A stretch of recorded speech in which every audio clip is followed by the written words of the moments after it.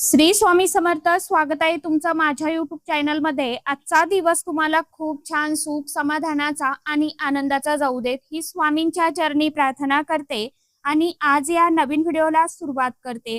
तर बघा मित्रमैत्रिणींनो, अधिक मासामध्ये पौर्णिमा आलेली आहे आणि ही पौर्णिमा जी आहे तर ती 30 आणि 31 मेला असणार आहे. तर आता बऱ्याचशा जणांचा गोंधळ आहे की नेमकी सत्यनारायण पूजा जी आहे तर ती कोणत्या दिवशी करावी याविषयीचीच माहिती आपण आजच्या व्हिडिओमध्ये जाणून घेणार आहोत. त्याचबरोबर छोटे मोठे काही उपाय जे आहेत, सेवा ज्या आहेत तर त्या देखील व्हिडिओमध्ये मी शेअर करणारच आहे. तर बघा, पौर्णिमा तिथी जी आहे तर ती प्रत्येक महिन्यामध्ये येत असते, परंतु प्रत्येक पौर्णिमा तिथीचं महत्व खूप वेगवेगळं असतं. आणि तसं बघायला गेलं तर वर्षभरामध्ये 12 पौर्णिमा तिथी ज्या आहेत तर त्या येत असतात. जेव्हा अधिक महिना येतो त्यावेळी वर्षामध्ये 13 पौर्णिमा ज्या आहेत तर त्या येत असतात. 3 वर्षातून एकदा अधिक महिन्याची पौर्णिमा येत असते. हा दिवस अतिशय अत्यंत खूप खास आणि फलदायी मानला जातो. त्याचबरोबर अधिक महिन्याचे स्वामी हे भगवान श्री हरी विष्णुदेव आहेत. अधिक महिन्यामध्ये दान धर्माला खूप खास विशेष अनन्यसाधारण असं महत्व आहे. त्याचप्रमाणे अधिक महिन्यामध्ये केलेली पूजा, व्रत, वैकल्य, पारायणे, अनुष्ठान याचं आपल्याला कितीतरी अधिक पटीने फळ जे आहे तर ते प्राप्त होत असतं. म्हणूनच पूजा पाठ करण्यासाठी आणि भगवान श्री हरी विष्णू देवांची जास्तीत जास्त सेवा, उपासना, आराधना करण्यासाठी हा अधिक महिना जो आहे तर तो अतिशय अत्यंत खूप खास आणि फलदायी मानला जातो. अधिक महिन्यामध्ये सत्यनारायण पूजन सुद्धा केलं जातं. काही लोक संपूर्ण अधिक महिन्यामध्ये दररोज नित्यनेमाने सत्यनारायण पूजन करत असतात. परंतु जरी दररोज तुम्हाला शक्य झालं नसेल तर आपण अजूनही जर सत्यनारायण पूजन केलेलं नसेल तर या अधिक महिन्यातील पौर्णिमेला आपण हे सत्यनारायण पूजन जे आहे तर ते नक्कीच करू शकता. आता सत्यनारायण पूजन नक्की आपल्याला कधी करायचं आहे, त्याचबरोबर इथे एक सांगेन, ज्यांना अजूनपर्यंत कुणीही केलेलं नाहीये किंवा ज्यांना नवीन सुरुवात करायची आहे घरामध्ये, म्हणजे प्रत्येक महिन्याला सत्यनारायण पूजा जी आहे तर ती करायची आहे, तर अशा नवीन आपल्या स्वामी भक्तांनी या पौर्णिमेपासून सुरुवात जी आहे ना तर ती व्रत करण्याला तुम्ही करू शकता. तर बघा, 30 मे की 31 मेला करायचं आहे. त्याचप्रमाणे आपण या दिवशी अजून कोणत्या गोष्टी करू शकता, या दिवशी आपल्याला कुलदेवीची कोणती सेवा करायची आहे, त्याचप्रमाणे कोणते उपाय करायचे आहे, अशी संपूर्ण माहिती आजच्या या नवीन व्हिडिओमध्ये मी तुमच्या बरोबर शेअर करणार आहे. त्यामुळे तुम्ही हा व्हिडिओ स्किप न करता शेवटपर्यंत नक्की बघा. चॅनल वरती तुम्ही जर हा व्हिडिओ पहिल्यांदा बघत असाल तर चॅनलला आवर्जून सबस्क्राईब करा आणि असेच नवनवीन माहितीपूर्ण व्हिडिओ बघण्यासाठी समोरील बेल आयकॉनलाही प्रेस करा. त्यामुळे काय होईल, जेव्हा कधी मी नवीन व्हिडिओ अपलोड करेल तर सर्वात अगोदर त्याचं नोटिफिकेशन तुम्हाला मिळेल आणि तुम्ही एकही व्हिडिओ मिस करणार नाही. कमेंट बॉक्स मध्ये ओम नमो भगवते वासुदेवाय नमः किंवा जय माता लक्ष्मी हा मंत्र सर्वांनी आवर्जून लिहा. व्हिडिओला जास्तीत जास्त लाईक करा. तर बघा मित्रमैत्रिणींनो, आपल्या हिंदू धर्मामध्ये भगवान सत्यनारायण पूजेचे खास विशेष म्हणजे अनन्यसाधारण असे महत्व आहे.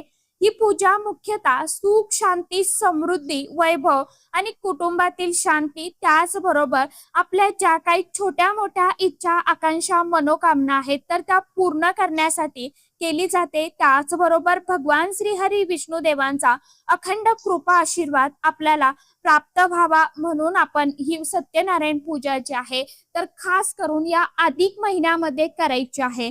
तसेच भगवान सत्यनारायणाची पूजा ही पौर्णिमा तिथीला केली जाते. जेव्हा आपण नवीन घर बांधतो किंवा ज्यांचा विवाह होतो त्यानंतर सुद्धा ही सत्यनारायण पूजा जी आहे तर ती केली जाते. जो व्यक्ती प्रत्येक पौर्णिमेला सत्यनारायणाची पूजा करतो तर त्या व्यक्तीच्या घरामध्ये सुख, समृद्धी आणि शांती ही वाढतच असते. कोणत्याही प्रकारच्या आर्थिक समस्या ज्या आहेत, अडचणी ज्या आहेत तर त्या राहत नाही. पैशासंबंधीच्या ज्या काही अडचणी आहेत तर त्या सुद्धा दूर होत असतात। त्यामुळे आपण प्रत्येक पौर्णिमेला भगवान सत्यनारायण पूजा जी आहे तर ती करू शकता। परंतु जरी प्रत्येक पौर्णिमेला आपल्याला शक्य होत नसेल तरी सुद्धा अधिक महिन्याची ही अतिशय अत्यंत शीघ्र फलदायी पौर्णिमा आहे। तर या दिवशी आवर्जून सत्यनारायणाची पूजा करावी। सत्यनारायण पूजेला एवढं महत्व काय आहे तर सत्यनारायण म्हणजे सत्य स्वरूप भगवान श्रीहरी श्रद्धेने जर आपण सत्यनारायणाची पूजा केली तर आपल्या जीवनातील अडचणी ह्या कमी होतात आणि घरामध्ये सकारात्मकता वाढते। त्याचप्रमाणे सत्याचे पालन करण्याची शिकवण सुद्धा आपल्याला ही पूजा देत असते। या पूजेतील कथेमध्ये सत्य, प्रामाणिकपणा आणि भक्ती याचं महत्व देखील सांगितलेलं आहे। खोटेपणा आणि अहंकार टाळण्याचा संदेश सुद्धा आपल्याला ही पूजा केल्यामुळे मिळतो। त्याचबरोबर सत्यनारायण पूजेमुळे घरातील धनधान्यामध्ये वाढ होते, कौटुंबिक ऐक्य आणि मानसिक शांतता लाभते। सत्यनारायणाच्या पूजेमुळे आपल्या मनोकामना पूर्ण होत असतात। संतान प्राप्ती, आरोग्य, व्यवसायामध्ये प्रगती, त्याचप्रमाणे वैवाहिक सुख, तर यासाठी ही पूजा प्रामुख्याने केली जाते। अधिक महिन्यामध्ये या पूजेला खूप खास विशेष महत्व आहे, कारण अधिक महिना हा भगवान श्रीहरी विष्णुदेव या देवांना समर्पित मानला जातो आणि म्हणूनच अधिक पौर्णिमा तिथी जी आहे तर ती 2 दिवसामध्ये आलेली आहे। बघा, 30 मेला सकाळी 11:58 ही पौर्णिमा तिथी सुरू होणार आहे आणि 31 मेला दुपारी 2:15 पौर्णिमा तिथी ही संपणार आहे। आपण कोणतीही तिथी ही उदय तिथीनुसार पकडत असतो, म्हणजे ज्या तिथीने सूर्योदय पाहिलेला आहे तर त्या तिथीला आपण त्या दिवसाचं महत्व समजत असतो। त्यामुळे उदय तिथीनुसार अधिक पौर्णिमा ही रविवारी म्हणजेच 31 मेला असणार आहे। परंतु ती पौर्णिमा ती दुपारी 2:15 पर्यंत असणार आहे। ज्यांना सत्यनारायण करायचं आहे त्यांनी 30 मेला प्रदोषकाळी सत्यनारायण पूजन जे आहे तर ते करायचं आहे। ज्या वेळेला पौर्णिमा तिथी सुरू असणार आहे, कारण प्रदोषकाळी सत्यनारायणाची पूजा करण्याला खास विशेष महत्व आहे। त्यामुळे सत्यनारायणाची जी पूजा आहे तर ती आपल्याला 30 मेला करायची आहे। जे लोक पौर्णिमेचा उपवास व्रत करतात, आपल्याला कुलदेवीची जर काही सेवा उपासना करायची असेल तर मात्र आपल्याला ती 31 मेला करायची आहे। पौर्णिमेचा उपवास आपल्याला 31 मेला करायचा आहे। त्याचप्रमाणे आपण या दिवशी आपल्या कुलदेवीची ओटी भरू शकता। अजूनही जर अधिक महिन्यामध्ये कुलदेवीची ओटी भरलेली नसेल तर आपल्याला 31 मेला या अधिक पौर्णिमेच्या दिवशी आपल्या देवघरामध्ये आपल्या आई भगवती कुलदेवीची ओटी भरायची आहे, किंवा मग तिच्या मूळस्थानी जाऊन जर तुम्हाला शक्य असेल ओटी भरणं तर तिथे जाऊन सुद्धा तुम्ही ओटी जी आहे तर ती भरू शकता। त्याचबरोबर या दिवशी आपण सुवासिनी पूजन करू शकता। अजूनही जर आपण गाईला किंवा नदीला तसेच देवांना जर अधिक मासाचं वाण दिलेलं नसेल, नैवेद्य दिलेला नसेल तर तो सुद्धा आपण 31 मेला अधिक पौर्णिमेच्या दिवशी अर्पण करू शकता। अधिक मासाचं वाण आपण गाईला, नदीला कशा प्रकारे देऊ शकतो, त्याचप्रमाणे कुलदेवीची ओटी कशा पद्धतीने भरावी याविषयीचा ही व्हिडिओ उद्या आपल्या चॅनल वरती लगेचच येईल। तर बघा, आपण साडीने किंवा अगदी खण नारळाने सुद्धा आपल्या देवघरामध्ये ज्या ठिकाणी कुलदेवीचा फोटो किंवा मूर्ती आहे तर त्यासमोर ही ओटी भरू शकता आणि ही ओटी नंतर एखाद्या सौभाग्यवती स्त्रीला देऊ शकता, किंवा आपण स्वतः सुद्धा ही ओटी वापरू शकता। परंतु अधिक मासामध्ये कुलदेवीची ओटी भरण्याला खूप खास महत्व आहे। त्याचप्रमाणे आपण या अधिक पौर्णिमेच्या दिवशी आपल्या कुलदेवीच्या मूर्तीवरती किंवा टाकावरती कुंकुमार्चन सुद्धा करू शकता। म्हणजे कुंकू जे आहे तर ते आपल्याला कुलदेवीला आपल्याला अर्पण करायचं आहे।